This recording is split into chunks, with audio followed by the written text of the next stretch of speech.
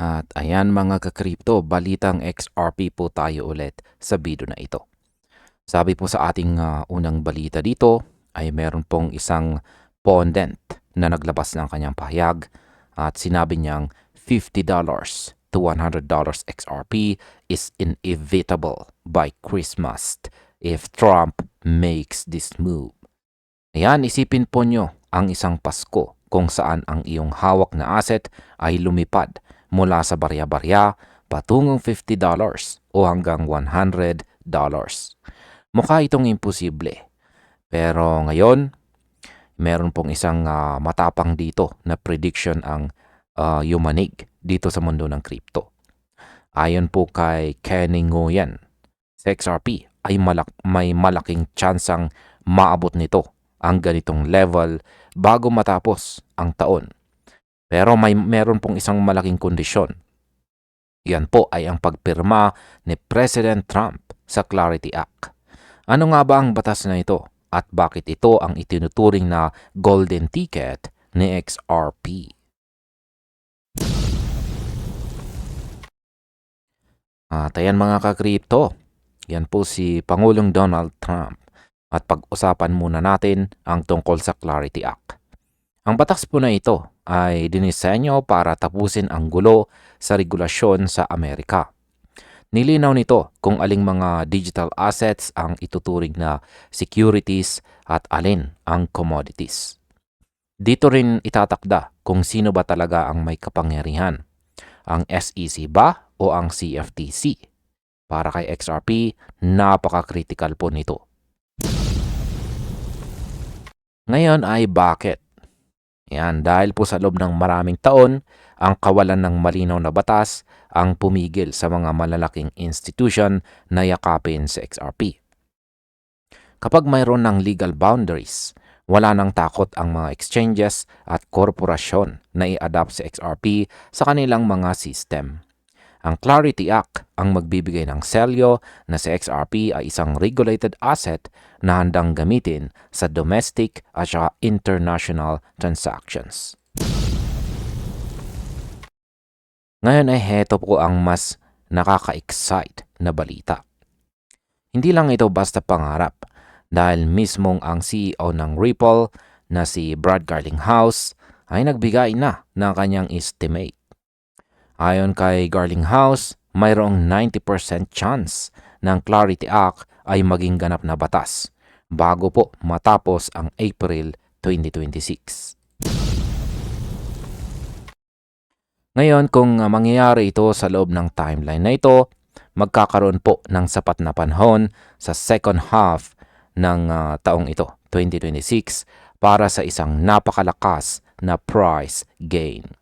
Ang kumpiyansa po ni Garlinghouse ay isang malakas na signal na ang regulatory environment ay mabilis nang nagbabago pabor kay XRP. Kapag nawala ang legal na hadlang, asahan po natin ang pagpasok ng matinding liquidity mula sa mga bangko. At ayan, sa kasalukuyan, si XRP po ay nagtitrade sa paligid ng $1.4. Para umabot po sa $50 o $100, kailangan ng isang napakalaking shift or pagbabago sa market. Ngunit paliwanag po ni Nguyen ang utility ni XRP sa cross-border payments, ang kanyang bilis at ang mababang transaction cost ang gagawa ng paraan kapag malinaw na ang regulasyon. Ngayon ay hindi lamang po ito basta hype. Ito po ay tungkol sa demand. Kapag ang mga kumpanya ay nararamdamang safe na gamitin sa XRP para sa kanilang liquidity solutions, ang demand ay magiging parang waterfall. Ang regulatory clarity ay nagtatanggal ng risk para sa mga investors. At kapag mababa po ang risk, mataas ang kumpiyansa ng mga traders na itulak ang presyo sa bagong heights.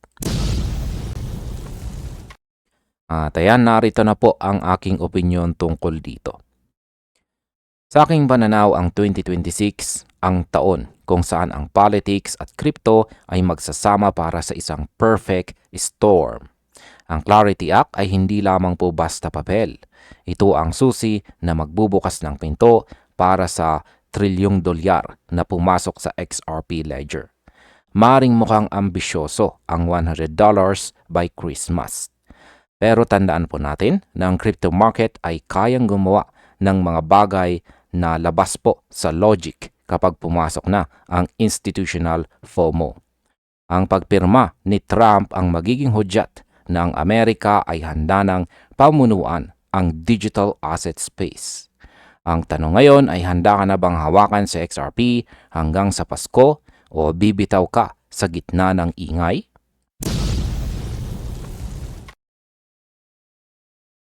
At ayan ang sabi naman sa balitang ito ay meron pong isang top investor ang nagsabing, "They called me crazy for buying XRP yesterday." Ayan, minsan ang pinakamatalinong desisyon sa crypto ay ang gawin ang kabaliktaran ng ginagawa ng lahat. Ngayon ay meron pong isang kilalang expert dito na si Jesus Martinez. Siya ay nagbahayag ng isang matapang na statement. Tinawag daw siyang baliw dahil sa pagbili niya kay XRP nitong nakaraang araw lamang. Habang karamihan ay takot at nagbebenta, si Martinez ay nakakita ng isang ginintuang pagkakataon. Bakit nga ba siya kampante kay XRP sa gitna ng matinding negatibong sentiment? Kaya pag-uusapan po natin ang logic sa likod ng kanyang trade at kung bakit ang capitulation ng marami ay pabor sa mga seryosong investors. Ayan, pag-usapan po natin ang naging galaw ni Martinez. Inamin niya na pumasok po siya sa isang long position kay XRP sa range na $1.36. Sa panahong ito, halos lahat ay umaasa na bababa pa ang presyo, na para sa kanya ay isang malinaw na senyales ng market exhaustion. Kapag ang lahat ay negatibo na ang pananaw, madalas ay sinusundan ito ng isang mabilis na recovery. Sabi po ni Martinez, ang market natin ngayon ay hindi na katulad noong 2021, kung saan ang mga retail traders ang nagpapatakbo ng mga meme coin surges. Ngayon, ang mga institutional actors, yan, ang may hawak ng timon. Binigyang diin niya na ang technical analysis ay pangalawa na lang. Ang tunay na mahalaga ay ang pag-unawa po sa fundamentals at market psychology. Sa madaling salita, kapag sumuko na po ang mga maliliit na traders, dito na po magsisimulang kumilos ang mga dambuhala. Kamakailan po ay naganap ang State of the Union. At bagamat wala pong kahit anong announcement tungkol sa crypto, nakinabang pa rin sa XRP sa momentum ng market. At ang tanong po ay bakit? Dahil matapos po ang 5 magkakasunod na buwan na puro red ang makikita sa chart, ang market ay nasa yugto na ng tinatawag na complete capitulation. Ibinahagi po rito ni Martinez ang pagkawala ng mga tinatawag na weak hands at madalas na hudyat ng isang matinding upward movement. Hindi po niya ibinebenta ang kanyang mga spot holdings at nakatutok lamang po siya sa mga strategic trades na may malinaw na logic. Para sa kanya, ang kasaysayan ay hindi man eksaktong umuulit, ngunit palagi itong nagbibigay ng mga pattern na pabor sa mga may disiplina. Ngayon ay heto ang isang nakakaalarmang data para sa mga bears. Ang XRP reserves sa Binance ay bumaba na po ng 192 million tokens noong simula pa ng buwan ng February. Ibig pong sabihin, mas marami ang bumibili at naglalabas ng tokens kaysa sa nagbebenta. Habang ang retail investors ay sumusuko na, ang mga whales naman ay busy sa pagsamantala sa mababang presyo ni XRP. Ngayon ay idagdag pa natin ang kalinawan sa regulasyon matapos po ang SEC case at ang malakas na pagpasok ng mga ETF. Ang mga bagay na ito ang nagpapatatag sa posisyon ng XRP kumpara sa ibang cryptocurrencies na nahaharap pa rin sa kawalan ng katiyakan. Sa XRP ay hindi na lang basta coin. Isa na itong institutional asset na may malinaw na roadmap. Ngayon ay ito na po ang aking opinyon tungkol dito.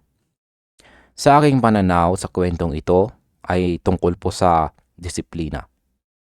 Madaling tawaging baliw ang isang tao kapag hindi mo naiintindihan ang kanyang plano. Si Martinez dito ay sumusunod po sa kanyang trading strategy. Nag-take profit sa leverage trade at pinanatili ang kanyang long-term holdings. Ang momentum na nakikita natin kay XRP ngayon ay hindi lang basta hype. Ito ay bunga ng institutional activity at regulatory clarity. Ang mga tinatawag na baliw ngayon ay maaring tawaging henyo bukas kapag nagsimula na ang tunay na rally. Ang tanong ay susunod ka ba sa takot ng karamihan o titingnan mo ang logic sa likod ng mga numero?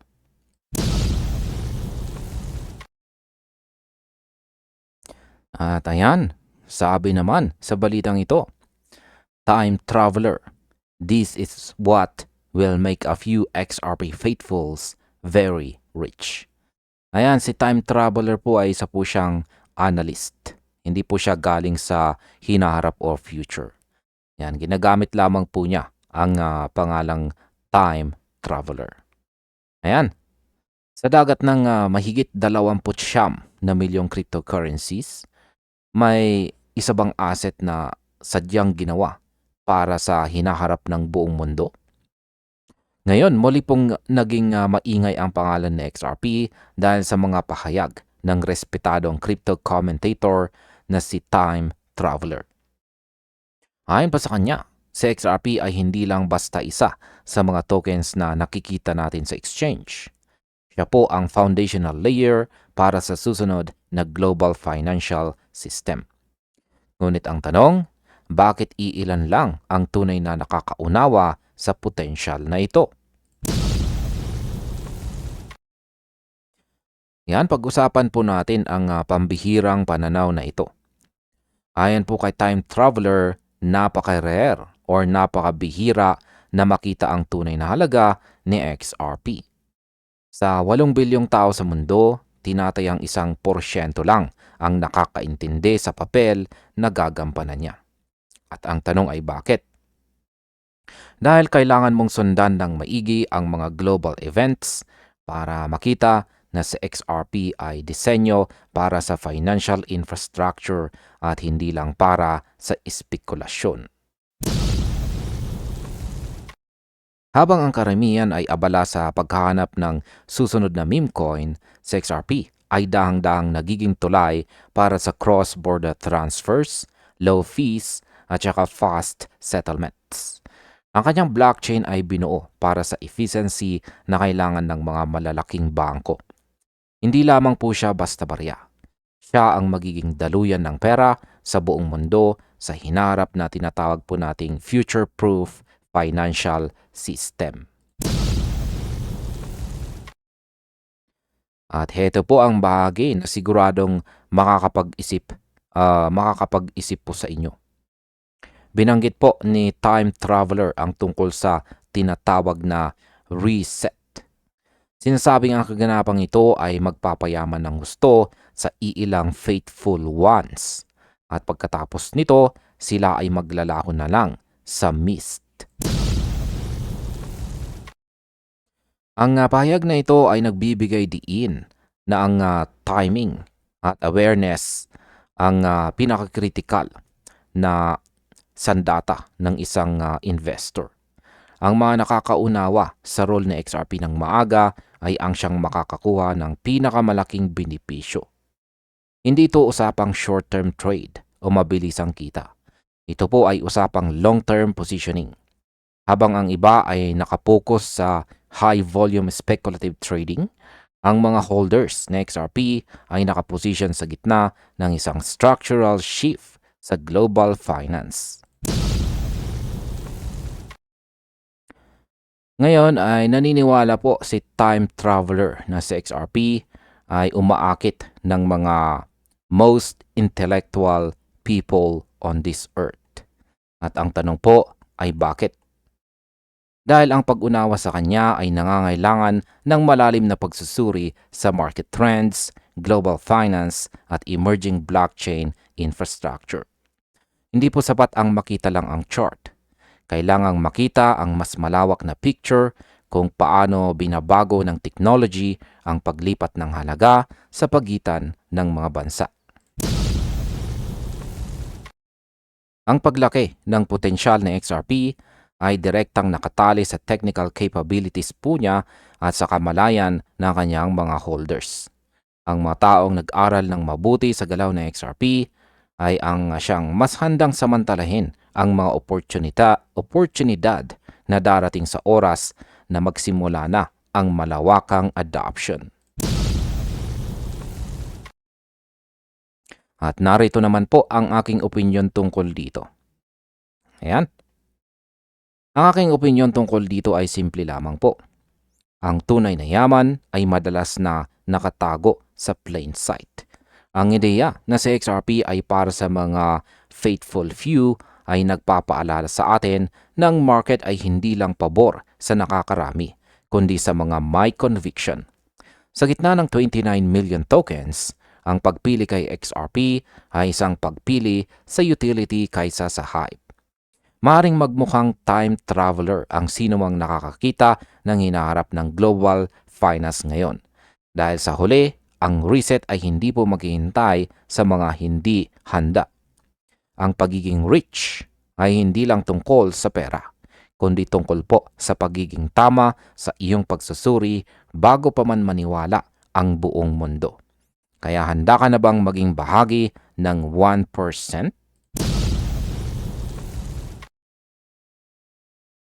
At ayan, sabi naman sa ating balita na ito ay here's why XRP price suddenly crush 10% today.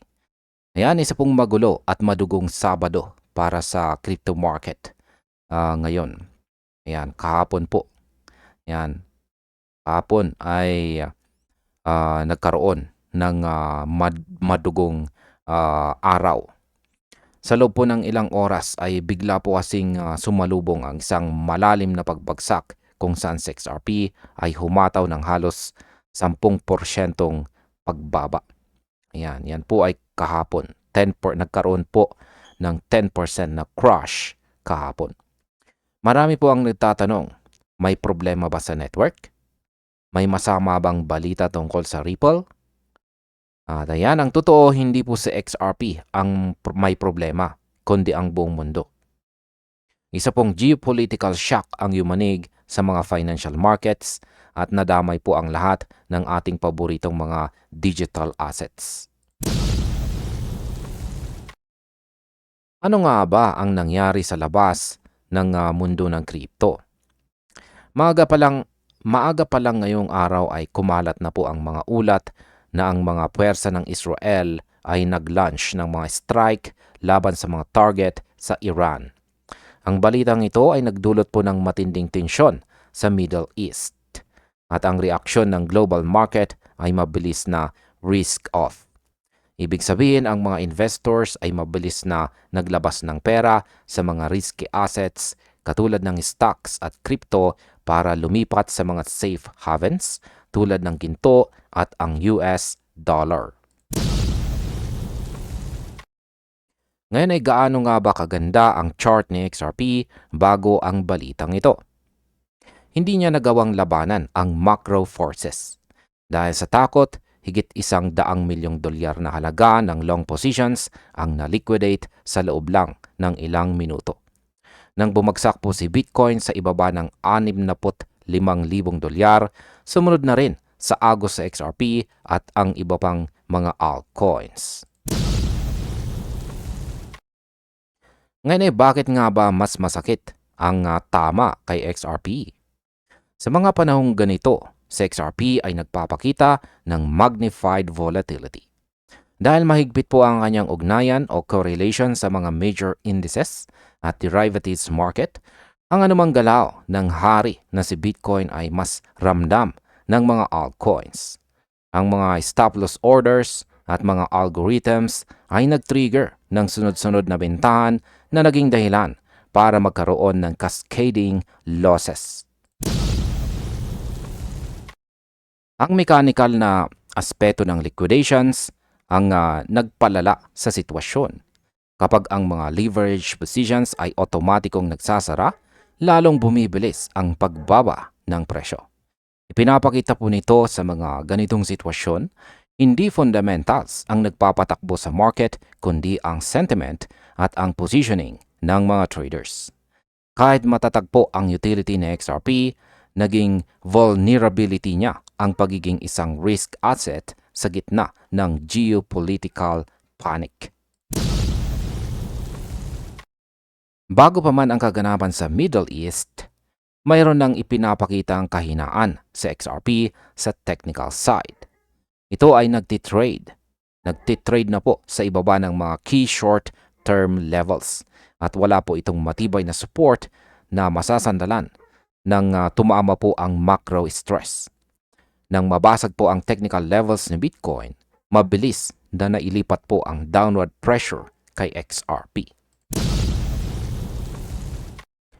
Ngayon ay mahalagang tandaan na ang 10% drop na ito ay hindi dahil sa pagbagsak ng adoption story ni XRP o ng kanyang payment infrastructure.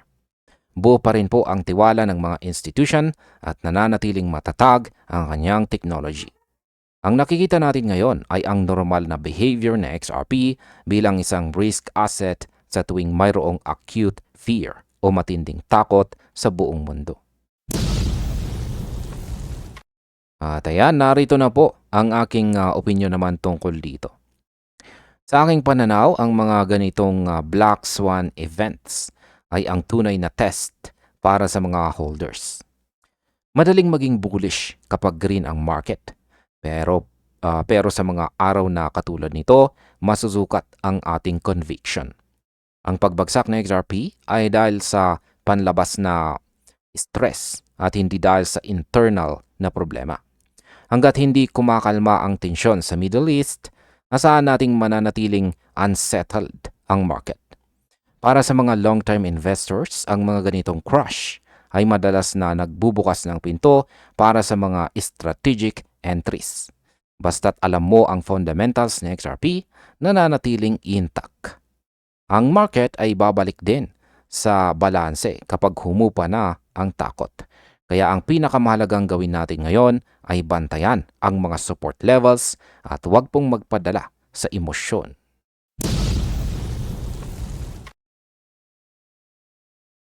At narito na po ang ating panghuling balita sa video na ito.